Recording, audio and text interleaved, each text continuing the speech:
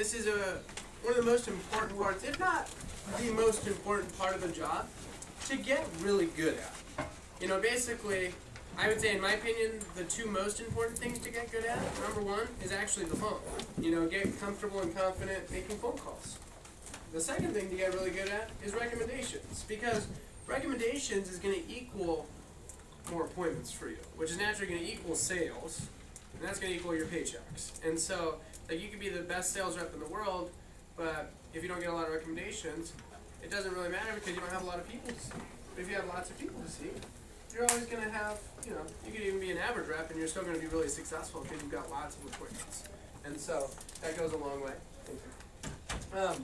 So just don't get tunnel vision when you do appointments and only focus on making a sale, because that's what makes you a paycheck in the moment. Recommendations is what makes you your paycheck next week and the week after that and the week after that. And so your first objective when you get to a house is obviously make a sale. Your second objective should always be, though, to make sure you get some more people to go see at the end of the appointment. Now, first off, why do you think people are even willing to give us recommendations? Or give you recommendations, I should say. They like you. That is actually, by the way, one of the main reasons. They like you as a person. They think you're a good person. You seem like a nice person that they would like to help. There's another reason, too. Yeah, they think Cutco's legit, you know, and it's worth recommending. And those are the two main reasons people will give you referrals. Now, anyone remember how many recommendations we average? A lot of times they'll think of 5, but we usually average like 2 for sure that we can actually follow up with. So, if you do the math, if you go out and do 10 appointments, you're going to roughly get about how many recommendations from that? 20. And then, and from those 20, you're going to get 40. And then from those 40, you're probably going to get about 80. And it's going to continue to build. It's going to continue to, you know, build upon itself. Eventually what's going to happen is you'll have such a big pool of people that you really just start targeting the best people. You know, you can start focusing on like just the HM3s at that point in time. And that's really the point that you want to get to as fast as you possibly can. Alright? Now, one of the reasons our office is so successful is we're really good at recommendations. And we have some of the best people at referrals in our office. And so you have some of the top reps to like be able to learn from. But we get this, and it's a focus of ours because we know that referrals leads to everything. And so if you're good at referrals, you're going to be really good at your job. And there's 2 ways not to get recommendations, though. Number one is to be high pressure and pushy about it. You know, if you like force people to like, or try to force people to give you referrals, you're going to have a challenging time. You probably won't get any recommendations trying that approach. The other way to not get recommendations, though, is to not follow the approach that I'm about to teach you right now. And I said yesterday, there's 3 sections that are more important than any other section of the entire manual that you want to know word for word, that you want to follow word for word. This is actually, page 15 is the most important of all 3 of those sections. The first one was 9 and 10, the other one was the phone approach, and this is page 15, is the most important of all 3 of them for you to know by heart, word for word. I want you to know this thing literally so well. If I were to call you at like 3 a.m., wake you up out of the middle of the night, and be like, alright, let me hear that recommendation approach. You can literally like rattle it off in your sleep to me perfectly. Like you don't even have to be conscious to say it. This is like your favorite songs. You know, think about the songs that are like, you know, when they come on the radio, you're like belting the whole song out. You know, from like first word to last word, you're singing the whole thing. You even got like the little chorus parts down too, like backup singers parts as well, right? You guys know what I'm talking about? Alright. Like when you're singing your like favorite songs, are you even having to consciously think about what to say? Have you ever noticed a lot of times, you're not even aware you're singing the song. Sometimes like thinking about all this other stuff, but the words are just coming out. Because it's almost subconscious. You know it at a very deep level. And that's the level you need to get to with this. So, you want to have it memorized. Why do you think you want it? Why do you want to know it that well? Yes, you're more confident. You're more confident asking. Okay? If you're all laid back and like super easy going the whole appointment, but then all of a sudden it's time for you to like ask for referrals, and you get like really timid and like, you know, kind of I don't know, you just kind of act weird about it. Your customers a lot of time like are wondering, it's like, why are they being all weird? You know, like, yeah, this is weird. Whereas if you're just comfortable with it and you just ask, they feel comfortable with it. Okay? And if you just act like this is just kind of what everyone does, and you're comfortable with it, and you can just say it and it's memorized. If it's memorized, here's the thing. When it's memorized, you don't have to focus on what to say. The only thing you're really focused on is the delivery, how you say it. And that naturally just makes you more confident. Whether you are confident or not, if you just have it memorized, you're going to sound more confident. Just because you're not really having to think about it, you can just say it. So, you want to memorize this as fast as you possibly can. I really mean that. You want to memorize it as fast as you possibly can. And it's like 14 lines. It doesn't take too long, but you want to get it done. Now, getting recommendations is a 3-step process, though. First step is just simply to ask for referrals. So look at page 15. Just take a look really quick. And on page 15, this is the approach for how to ask for recommendations. So let's just say Haley is my customer here, and it's at the end of the appointment. It's time for me to ask for some referrals. I say, okay, well now, Haley, there is one more really important part. As I said in the beginning, I'm working really hard towards my Fast Start contest right now, and basically, I'm just trying really hard to make sure I get these 10 appointments in before next Monday. And so here's where you can really help me out, because I get paid every time I show Cutco, and I can only call people who have given me permission. So what I'd like you to do, just while I'm cleaning up here, is to jot down 7 to 10 people, their names only, and not necessarily people who are going to buy. But just give myself to take a look. And here's a pen and a sheet of paper to write them on. Just put down as many as you can, and really thank you so much for your help on that. That helps out a lot. And then you just break eye contact, and you start cleaning up. It is important, by the way, that you break eye contact. If you don't, it can be kind of awkward. You know, if you're just like, hey, thanks so much. I really appreciate your help. You know, you just sit there and stare at them. They're going to stare like right back at you. And they're going to start feeling this awkward pressure to like start writing names down. And so like I said, you don't want to like pressure people to do it, but you hand them the sheet and you thank them, and you actually do thank them before they've done anything. You're just like, hey, thank you so much for your help on that. It helps out a lot. You know, I really appreciate your help on that. And then just start cleaning. Now, a couple tips. Take your time cleaning, because you want to give your customers as much time as possible to write down names. Okay? That's an important part. Because if you get done cleaning before they're done writing down names, what do you think a lot of people will do? Stop. Yeah, a lot of people, if they like feel like you're waiting for them, will just be like, oh, okay, well, there you go. And they'll hand you the sheet back because they don't want to like hold you up at all. So take your time. One of the things you'll have in your sample kit is a polishing cloth. And you want to make sure, first off, if you've been cutting up any food, like take all the knives over to like the sink area, and you're going to rinse them off in the sink. I usually just ask them if I could use one of their like towels to like dry my knives off. And then I come back and I grab my polishing cloth out and I just start polishing my knives.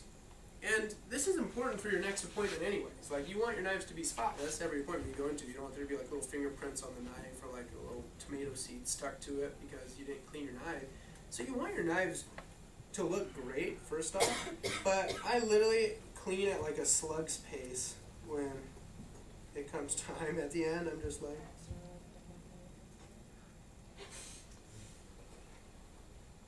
I'm cleaning the rivets, I'm cleaning the tang, and if I get done cleaning before they're done writing down names, I would recommend just literally just keep cleaning. Like, if they're still like going to town writing a bunch of people down, I don't want to stop that person who's like really willing to help. And so I'll literally just kind of keep cleaning. So if they're still like going to town, I'm literally just like,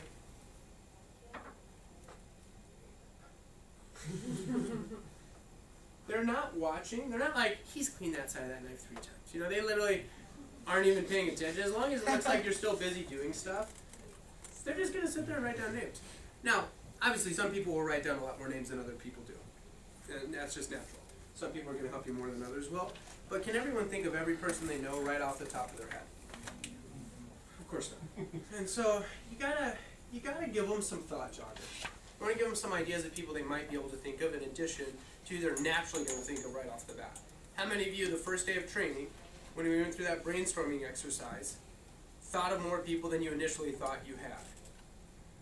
Seriously, just raise your hand if you thought of more people. You wrote down more people that you probably wouldn't have written down unless you had heard that idea. Okay? That's what you're doing for your customers, but on a much smaller scale. You know, you guys came up with like 40 or 50 names in literally 10 minutes. You're just shooting for like 7 to 10. So on a much smaller scale. So that's really all you're doing. So some ideas of people that you can suggest. Any family is going to be almost a given. And a lot of time when I talk to people, I try and get to know, like, you know, so you guys from here originally? I like to know where they're from. A lot of time that tells me, it's like, oh yeah, my whole family lives here, you know, I grew up here. And sometimes I just get to know, like, who's here. And so sometimes I'm like, hey, did you get a chance to put your sister down by chance? And it's like, oh, what about your parents? Did you put them down? Or if like it's an older couple, it's like, hey, did you put any of your kids down by chance?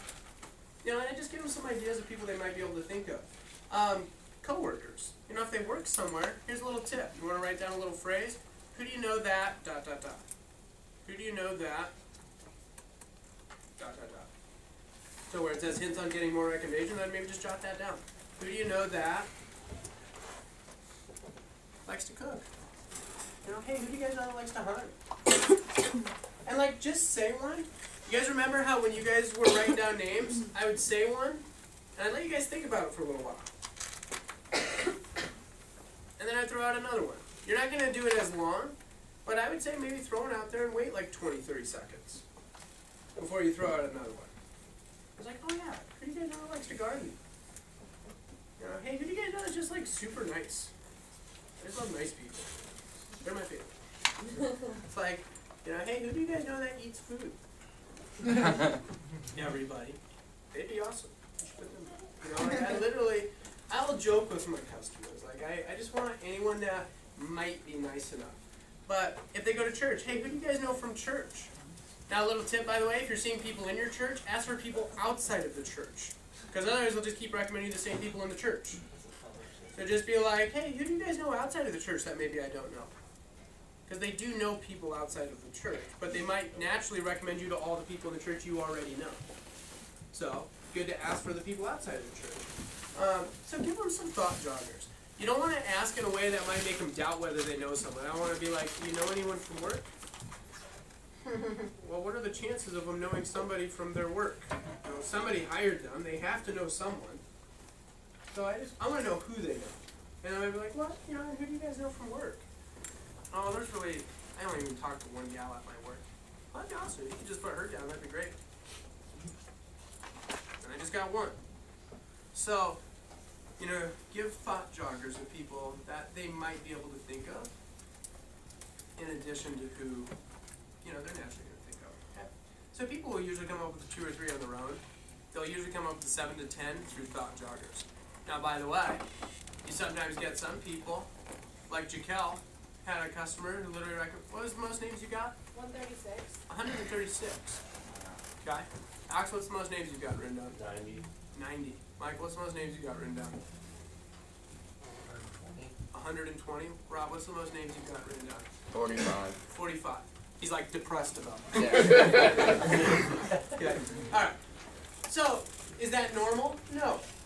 But some people will hook you up. You know, some people are awesome. You know, and like if you got a good rapport and they want to help, they will. All it takes is like one person to like do something awesome like that. All of a sudden you're like, holy crap! I just got 90 leads. That's crazy. So give thought joggers of people that they might be able to think of. Now, that's the very first step. Is to just get them to simply just write down some names. Okay. Now the 2 blanks. If you missed it, the first blank is fast start / number of appointments you want to hit in your fast start. Okay? Now, by the way, Ryan and Shane, you guys are not in your fast start right now, so it'd be like whatever your current goal is that you're working towards. Like the Cabo trip. You know, like as I was telling you, I'm working really hard towards this, you know, the trip for Cabo, and I'm just trying to do 40 appointments by next Monday. And so this is where you can help me out the most. Because I get paid every time I just show Petco, but I can only call people who've given me permission. So what I'd like you guys to do, just want to clean it up, is just jot down 7 to 10 people, their names only, not necessarily people who are going to buy, just people who are going to start to take a look. Here's a pen, sheet of paper, write them on, and just put down as many as you can. Thank you so much for your help on that. I really appreciate it. That's it. First step. Okay. So make sure you remind them though, like when you say, I'm trying to go to Cabo, and I just have to make sure I do 40 appointments before next Monday, that makes sense why you want 10. Does that make sense? So like, you sharing what you're working towards makes a big difference. Now by the way, it's not always going to be Cabo. It might be like I'm trying to like, you know, like I said, I'm working really hard towards just like paying for my tuition. And so I'm just trying to make sure I do 10 appointments each week. So here's where you could really help me out. So it will change as your goals change and the times of the year change. In your fast start, absolutely should be the fast start that you're promoting and talking about. Cool? And the blank, the other blank was 7 to 10 people. 7 to 10 people. Their names only. 7 to 10 people. All right. Here's what we're gonna do.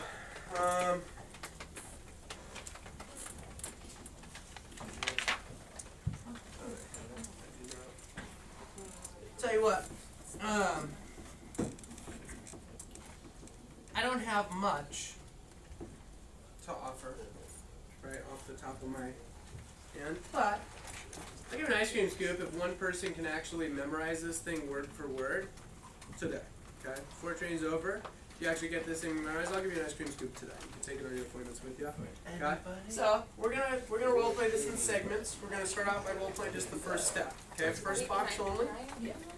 We're going to do this like literally 4 or 5 times each. So if you get done, don't just sit there and go, oh, we're done. You know, just literally keep going through it, guys. Like the more you go through it, the more confident you're going to get with it, the more comfortable it's going to start to sound. And just go through it. So partner up with somebody relatively close, and we're going to go through just the first step only. 4 or 5 times each. All right? Let's do this. You'll see. You'll see. Mouse it.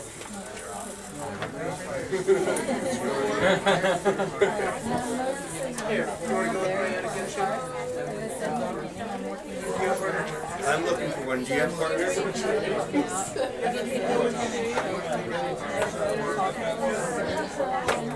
That's what I'd like to do.